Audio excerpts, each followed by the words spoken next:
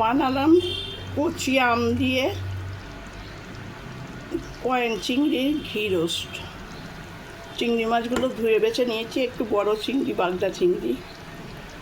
তারপরে নুন হলুদ মাখিয়ে একটু ম্যারিনেট করতে দিয়েছিলাম।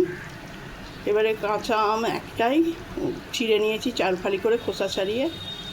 আর রোস্ট করার জন্য গোটা জিরে, গোটা ধনে, গোটা গরম মশলা পুরো, মানে ছোটো এলাচ, লবঙ্গ, দারচিনি, গোলমরিচ কিছুটা, একটা শুকনো লঙ্কা, আর কাজু, আর সর্ষে পোস্ত।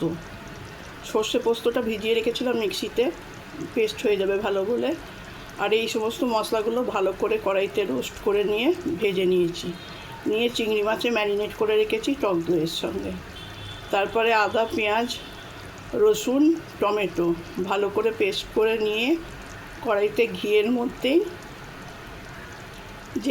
মধ্যে চিংড়ি মাছগুলো ভেজে তুলে রেখেছিলাম, সেই ঘিয়ের মধ্যেই মশলাটা দিয়ে ভালো করে নেড়ে চেড়ে তারপর চিংড়ি মাছ ওই মশলা সমেত দিয়ে দিলাম। যে শুকনো মশলাগুলো রোস্ট করেছিলাম, সেই শুকনো মশলাগুলো তো মাখিয়ে রেখেছিলাম চিংড়ি মাছে, সেই সময় দিয়ে দিলাম। দিয়ে নেড়ে চেড়ে আর একটু টক দই আর দুধ দিয়ে আর এই কাঁচা আমগুলো দিয়ে নুন মিষ্টি দিয়ে ফুটতে দিয়েছি। কয়েন চিংড়ি এই জন্যে বলেছি, চিংড়িগুলো গোল গোল কয়েনের মতন হয়ে গেছে, সেই জন্যে কয়েন চিংড়ি বললাম।